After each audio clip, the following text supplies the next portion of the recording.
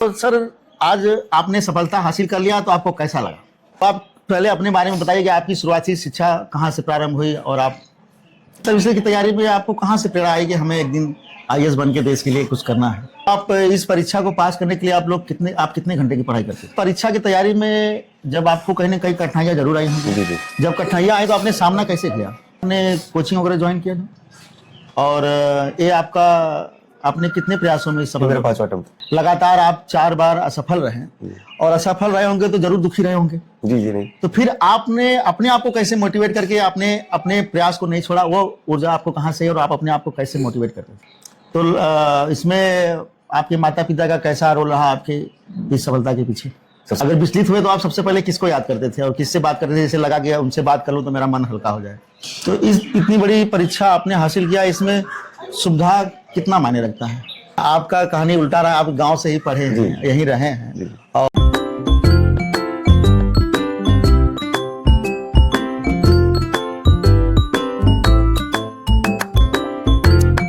तो फूल सिंचा था, आज वो खिल के हमारे और आपके बीच में आ चुका है। इसके लिए आपको ढेर सारी शुभकामनाएं और बहुत सारी बधाई, इसलिए कि आपने इस बच्चे को वो परीक्षा पास कराया जहां हर माता पिता का एक सपना होता है कि हमारा भी लड़का आईएएस पीसीएस बने। तो बधाई और ढेर सारी शुभकामनाएं। तो आप लोग देख रहे होंगे कि तमाम लोग आपको बधाई देने के लिए आ रहे हैं। तो मैं आपको बता दूं कि जनपद जौनपुर में एक ग्राम सभा है धोवा, जिसको हम लोग कलवारी ग्राम सभा के नाम से जानते हैं। यह सिकरारा थाना अंतर्गत आता है और एक मिट्टी के लाल शुभम सिंह ने जो कमाल किया, कहीं न कहीं हर जौनपुर वासियों को गौरव महसूस हो रहा है और फक्र से सीना ऊंचा हो जा रहा है उनके इस सफलता के आगे। तो आप लोग जिसमें हमारे जनपद के 3 लोग जो है हमारे जनपद का नाम रोशन किए हैं, उसमें से हमारे शुभम जी हैं। तो मैं उनके यहाँ आया हूँ। तो सबसे पहले शुभम जी, आपका देसी बयार चैनल में बहुत बहुत स्वागत है और देसी बयार परिवार की तरफ से आपको ढेर सारी बधाई और आपकी उज्जवल भविष्य के लिए देसी बयार चैनल कामना करता है कि आप जो सफलता हासिल किए, कहीं ना कहीं हम लोगों के लिए बहुत गौरव का विषय है। तो सर, आज आपने सफलता हासिल कर लिया तो आपको कैसा लगा? सेटिस्फाइड है, जो मेहनत किए थे उसका फल आया। थोड़ा लेट आया लेकिन आया। कोई बात नहीं।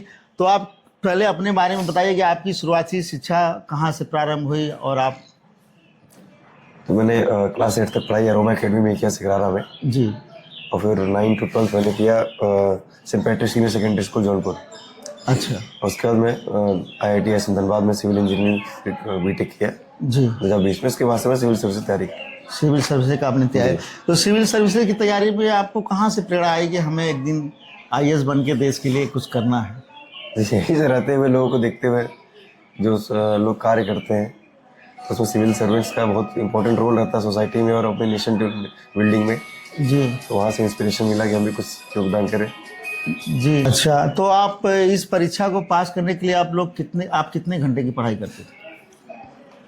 तो ऐसा तो काउंट नहीं करते, लेकिन 8 से 10 घंटे रेगुलर करना, 9-10 घंटे रेगुलर करते थे। जी। पढ़ाई करते थे, सॉरी, पढ़ाई करते थे। तो इस परीक्षा की तैयारी में जब आपको कहीं ना कहीं कठिनाइयाँ जरूर आई होंगी। जी जी। जब कठिनाइयाँ आई तो आपने सामना कैसे किया? जी, एक्चुअली मैं डेली 1.25 घंटे के आसपास योग और मेडिटेशन करता हूँ मैं, और 1 घंटे के आसपास जिम और वर्कआउट मेरा। तो 2-2.5 घंटे का अपना एक्स्ट्रा करिकुलर है, तो उससे सब कुछ मैनेज हो जाता है। तो आप नौकरी में रहते हुए आपने तैयारी किया? जी नहीं, फुल फ्लेज्डली मैं तैयार आपने किया? अच्छा। तो इसके लिए आपने कोचिंग वगैरह ज्वाइन किया था? फाउंडेशन वगैरह नहीं किया था, टेस्ट सीरीज वगैरह कुछ कोचिंग क्यों नहीं लिए थे, टेस्ट सीरीज वगैरह। हाँ, बाकी सेल्फ स्टडी किया। सेल्फ स्टडी आपने किया? तो आप यहाँ से रह के या कहीं और? नहीं, दिल्ली में भी था, इधर भी था। तो मतलब कुछ फिक्स नहीं था कि इधर कहीं की जगह रहना है। जी। हाँ, दिल्ली में काफ़ी टाइम दिल्ली में भी रहा हूँ। दिल्ली में भी आप रहे हैं? हाँ। और ये आपने कितने प्रयासों में सफल? मेरा 5वां अटेम्प्ट। 5वां अटेम्प्ट? जी। पहली बार आप कब, किस सन में आपने किया था? मैं 2021 में पहला दिया था। पहला दिया था जी। तो जो लगातार आपको असफलताओं का सामना करना पड़ रहा था। जी। क्योंकि यह प्रश्न बड़ा मुख्य प्रश्न बन जाता है। लगातार आप 4 बार असफल रहे और असफल रहे होंगे तो जरूर दुखी रहे होंगे। जी जी नहीं। तो फिर आपने अपने आप को कैसे मोटिवेट करके आपने अपने प्रयास को नहीं छोड़ा? वो ऊर्जा आपको कहाँ से और आप अपने आप को कैसे मोटिवेट करते थे? दुखी से ज़्यादा मैं बोलूँ एक्सेप्टेंस था कि मैंने गलती जहाँ कहाँ की है और वहाँ पे इम्प्रूव करने की कोशिश की, तो हर बार इम्प्रूव होते गया है, फिर फाइनली ये रिजल्ट आया हमारा। तो इसमें आपके माता पिता का कैसा रोल रहा आपके इस सफलता के पीछे? सबसे बड़ा रोल उन्हीं का है, उससे ज़्यादा वो लोग सेक्रीफाइस किए हैं। जैसे कभी कभी आप तैयारी करते रहे होंगे और 4 बार किसी भी शिक्षा में अगर लगातार 4 बार अगर रिजल्ट अपने मन मुताबिक ना आए तो कोई भी आदमी एक बार विचलित हो जाएगा। जी नहीं बिल्कुल। और लेकिन आप, हमें लगता है कि विचलित, नहीं अगर विचलित हुए तो आप सबसे पहले किसको याद करते थे और किससे बात करते थे? जैसे लगा कि उनसे बात कर लूँ तो मेरा मन हल्का हो जाए। बात तो नहीं करता, मैं ध्यान करके बैठ जाता था, 1 आध घंटे ध्यान किया आराम से तो मन शांत हो जाता ऑटोमेटिक। मन शांत हो जाता था। वैसे जनरली होता नहीं, क्योंकि मैं रेगुलर प्रैक्टिस करता हूँ चीज़, जी। तो वो चीज़ होता नहीं खास करके मेरे साथ। अच्छा, जितने लोग तैयारी कर रहे हैं और करते चले आ रहे हैं और वो सफल नहीं हो रहे हैं, तो उनको आप क्या संदेश देना चाहेंगे? क्योंकि बहुत सा लंबा समय बीत जा रहा है, लोगों का निकल नहीं रहा है, तो उन लोगों को क्या आप कहना चाहेंगे कि वो लोग अपने जीवन में फिर क्या करें? जी, पहले तो प्रॉपर गाइडेंस हो, मतलब हर जगह हाथ पर नहीं मारना है, एक गाइडेंस प्रॉपर हो। दूसरा, साथ साथ जैसे मैंने बोला, योग और ध्यान जरूर करें। जी। बहुत कारगर है, बहुत फायदेमंद रहता है। आपको जो डेली डिमोटिवेशन डिमोरलाइजेशन होता है तो वो नहीं होगा फिर, जी। तो आप लगातार कार्य कर पाएंगे, मेहनत कर पाएंगे। तो ये चीज़ करते रहें, और जहाँ भी गाइडेंस ले, एक जगह से ले हर जगह नहीं जाना है। ये सोर्सेज तो बहुत हैं, जी। लेकिन वही गलती होती है कि बहुत मल्टीपल सोर्सेज की वजह से दिक्कत हो जाती है, प्रॉपर रिवीजन वगैरह नहीं हो पाता, कवरेज नहीं हो पाता प्रॉपर, तो सिंगल सोर्स के साथ जाएं।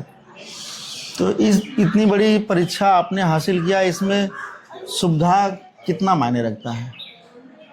ये मायने कुछ हद तक करता है, लेकिन ज़रूरी नहीं कि सुविधा होगा तभी। हमारे साथ भी बहुत लोग हैं जिनके पास इतनी सुविधाएं नहीं है, फिर भी कर रहे हैं, लोग निकाल रहे हैं। मेन इम्पॉर्टेंट है आपका हार्डवर्क और परसिवियरेंस होना चाहिए। सुविधा ऊपर नीचे होती रहेगी, लेकिन आप परसिवियरेंस परसीव करते रहें, हार्डवर्क करते रहें, तो हो जाए। क्या इस शिक्षा पाने के लिए क्या गरीबी अभिशाप हो सकती है, या कोई गरीब बच्चा भी इसकी तैयारी कर सकता है जिसके पास नहीं, सुविधा? कुछ हद तक तो है। जी। कुछ हद तक है कि अगर कोई किसी को बिल्कुल आइडिया नहीं है, जिसको फाउंडेशन कोर्स वगैरह भी काफ़ी महंगे हैं, जी। तो कुछ हद तक तो है ही। लेकिन बस ऑनलाइन कोर्सेज वगैरह चल रहे हैं जो सस्ते में है थोड़े, लेकिन मतलब गरीबी तो काम वो मैटर कर जाता है इस चीज़ में। छोटे सीरीज वगैरह भी लेंगे तो महंगे ही आते। जी। तो लेकिन ऐसा नहीं कि कंपलसरी ही है कि आपका फाइनेंशियली स्ट्रांग हो, एक्सेप्शंस भी है, लेकिन जहाँ तक फाइनेंशियली है वो जरूरी होता है कुछ। जी। जी। और ग्रामीण क्षेत्रों से अगर बच्चे या बच्चियां पढ़ के आती हैं, तो क्या उनको इस परीक्षा में अधिक चुनौती पड़ता है? जैसे डिपेंड करता है, मुझे तो कुछ तरीके से फ़ायदा ही मिला बहुत तरीक़ों से, जी। क्योंकि मेरा एक्सपोजर दोनों रहा, रूरल और अर्बन दोनों एक्सपोजर हो गया। लेकिन अब प्रॉपर रूरल एरिया से तो होता है दिक्कत, क्योंकि माइंडसेट वो नहीं डेवलप होता हमारा एक तरीके से देखा जाए। अगर और एक्सपोजर नहीं होता तो, क्योंकि वहाँ पे बहुत सारी चीज़ें हैं पढ़ने के लिए, अगर आपका एक्सपोजर प्रॉपर नहीं है तो इशू, मतलब चैलेंज आएंगे आपके सामने। लेकिन उसमें भी फिर एक्सेप्शन तो है ही जी। निकालने वाले। जी। लेकिन आपका कहानी उल्टा रहा, आप गांव से ही पढ़े हैं, यहीं रहे हैं। जी। और आपके पिताजी क्या करते हैं? वो ब्लॉक सोशल ऑडिट कोऑर्डिनेटर। तो आप जाहिर से आप यहीं रहे हैं। जी। और शुरुआती शिक्षा आपकी हिंदी माध्यम रही या अंग्रेजी में? नहीं, इंग्लिश हिंदी मीडियम से मैंने पढ़ाई की है।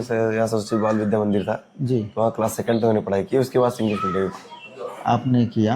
हाँ।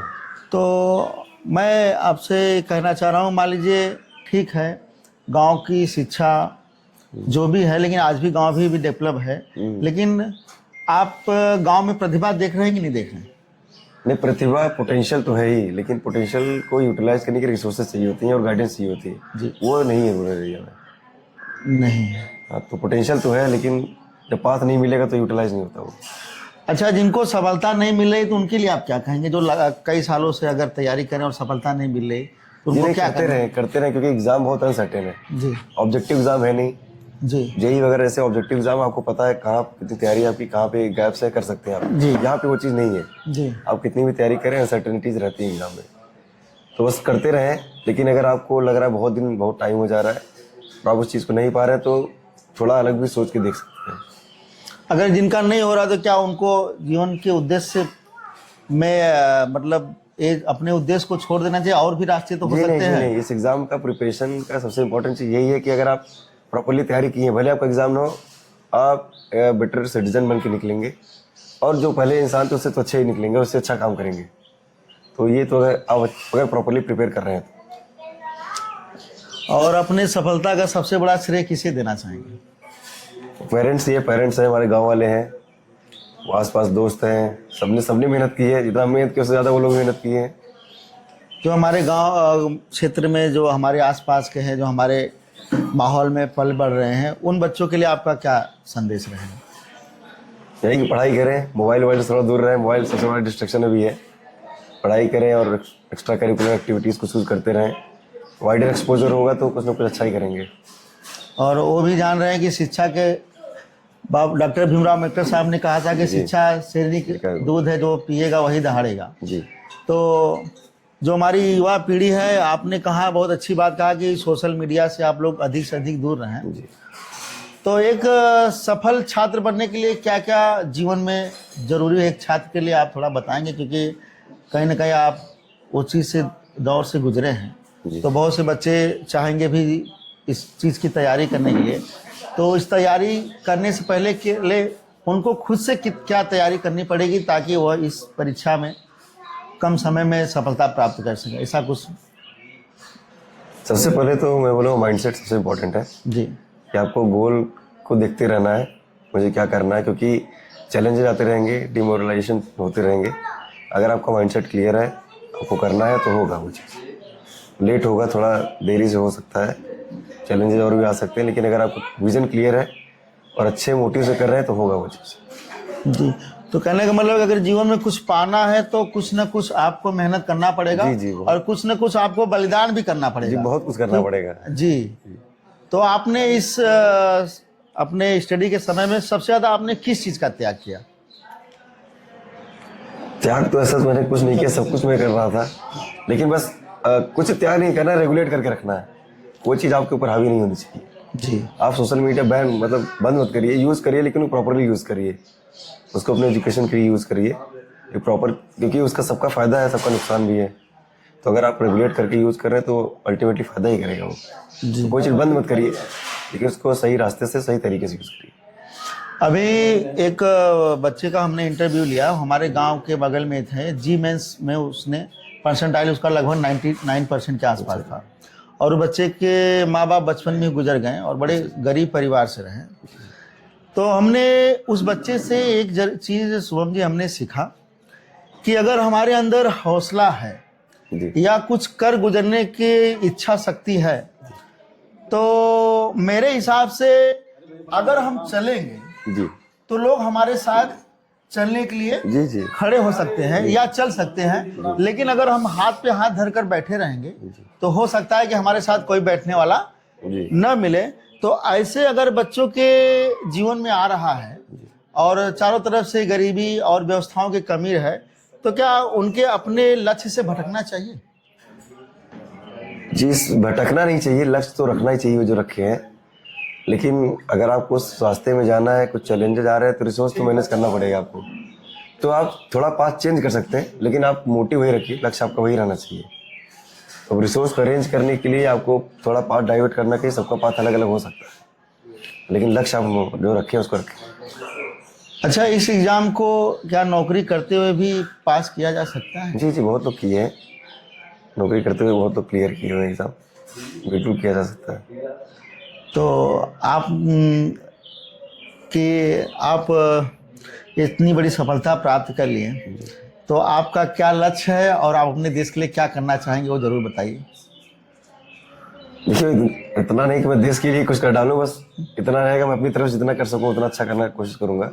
छोटी छोटी चीजें जो भी मुझसे अच्छा हो सके देश के साथ साथ क्षेत्र की भी बात आ जाती है। जी, नहीं, अगर मैं अपनी तरफ से अच्छा करता रहूँ तो अल्टीमेटली देश का अच्छा होगा ही। जी। मैं बहुत बड़ा चीज नहीं कर सकता एक साथ में। जी, अपनी तरफ जितना होगा मैं उतना अच्छा करने की कोशिश करूंगा। बाकी तो और भी चीजें समाज साथ में रहेगा तो बिल्कुल अच्छा होगा सब कुछ। बिल्कुल। तो आप लोगों ने देखा कि शुभम जी से हमने बात की है और बड़े बेबाकी से अपनी बात उन्होंने रखा, और हर बात को उन्होंने बहुत ही क्लियर और बहुत सही तरीके से जवाब दिए। और शुभम जी से मिलकर यही बात अपने मन में आ रही है कि बस हमें कुछ करना है तो बस करना है। वो बहाने के लिए वो काम रुक नहीं सकता है। बस इतना है कि हो सकता है कि दिन लग सकते हैं, लेकिन दिन एक ऐसा आएगा जो अपना होगा। तो आज शुभम जी का दिन भले लगा हो, लेकिन आज जो दिन है वो आपका है। तो ढेर सारी शुभकामनाएं, आप आगे बहुत सारी तरक्की करें, बड़े से बड़े पदों पे आप जाएं, और जितना हो सके आप देश के लिए, अपने क्षेत्र के लिए, अपनों के लिए आप काम करें। बहुत बहुत आपका धन्यवाद।